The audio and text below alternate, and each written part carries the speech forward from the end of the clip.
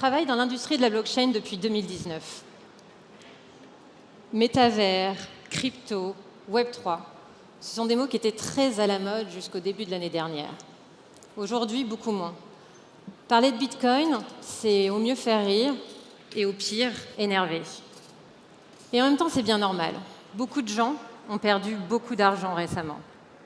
Je ne sais pas si vous vous souvenez de l'euphorie des marchés en 2021-2022, quand le Bitcoin est passé de 6 000 $ à 60 000, et qu'en fait, on pensait qu'avec les crypto-monnaies, en 48 heures, on pourrait prendre notre retraite.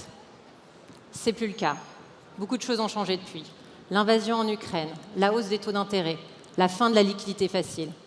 Beaucoup d'entreprises dans mon secteur ont connu énormément de difficultés. Au mois de mai 2022, l'année dernière, en seulement 72 heures, l'UST et le Luna, deux crypto-monnaies créées par un ingénieur coréen, ont perdu 45 milliards. 3 mois plus tard, le fonds Three Arrows Capital perd 3 milliards de $, marquant l'une des pertes les plus importantes de l'histoire des fonds spéculatifs. Et enfin, l'année dernière, au mois de novembre, FTX, le deuxième échange le plus gros de crypto-monnaies au monde, s'effondre en seulement quelques heures, emportant avec lui 9 milliards de $. En tout, c'est 20 000 milliards de $ qui se sont évaporés en moins d'une année. Alors forcément, le métavers, la crypto, le Web3, c'était plus très à la mode. Et donc du coup, les investisseurs ont arrêté de financer des startups, le régulateur a émis de nouvelles lois, et les journalistes ont lancé une campagne contre la crypto, ce casino géant, ces monnaies spéculatives sans beaucoup d'intérêt, sans beaucoup d'utilité. Et pourtant, j'adore la crypto, et je suis hyper fière de travailler dans la crypto, et je vais vous dire pourquoi. Esteban vit à Bogota. Il a créé une boîte qui s'appelle Zulu. Zulu, c'est une plateforme révolutionnaire qui permet de faire de la gestion de trésorerie pour des PME en Colombie. En 3 mois, il a triplé son volume d'affaires. Son secret, c'est simple. Il permet à ces entreprises de convertir leur trésorerie en dollars. Comme ça, ils ne dépensent plus du peso qui, soit dit en passant, a perdu 2 fois sa valeur depuis 2014. Esteban, il crée de la stabilité tous les jours pour ses compatriotes.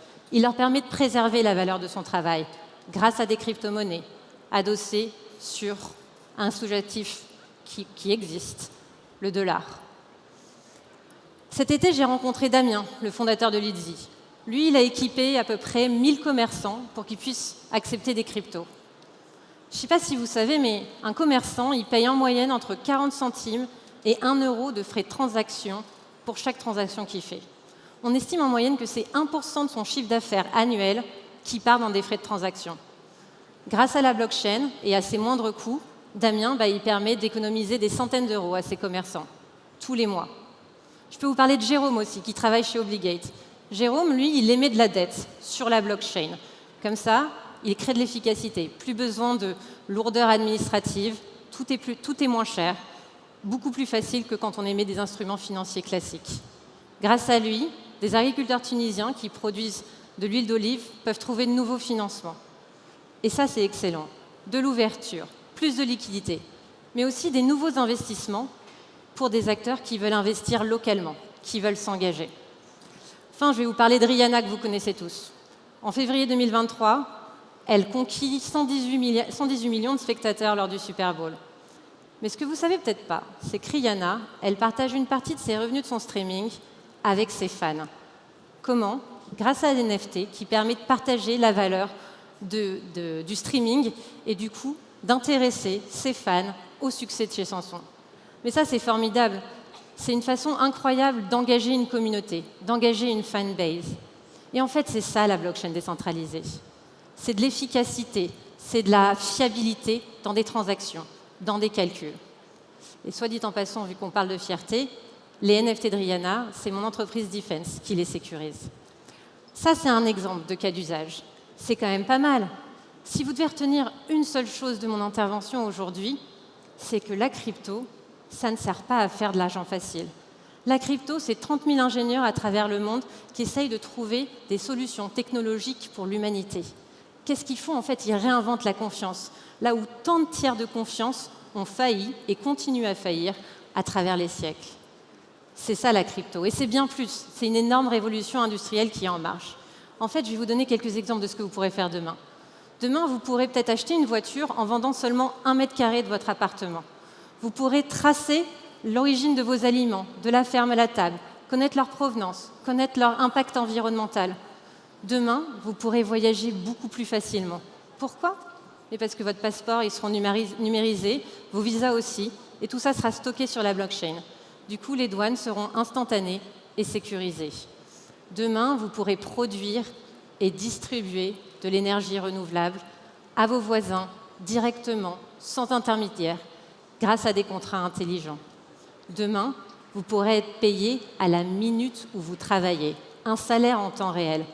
Quand on est payé dans une devise instable, c'est extraordinaire. Quand on est indépendant, c'est extraordinaire.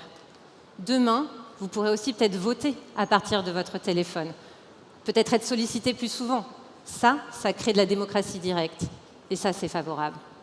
Voilà pourquoi je suis fière de travailler dans la crypto. Et voilà pourquoi je suis fière de le faire en France. Parce que la souveraineté des actifs numériques, c'est un enjeu géopolitique majeur pour les décennies à venir. La crypto, c'est la création de libertés nouvelles que je pourrais léguer à mes enfants. C'est une liberté financière sans précédent dans l'histoire de l'humanité. Et ça, c'est plus d'égalité des chances. Et c'est, je l'espère, une société plus juste. Merci beaucoup.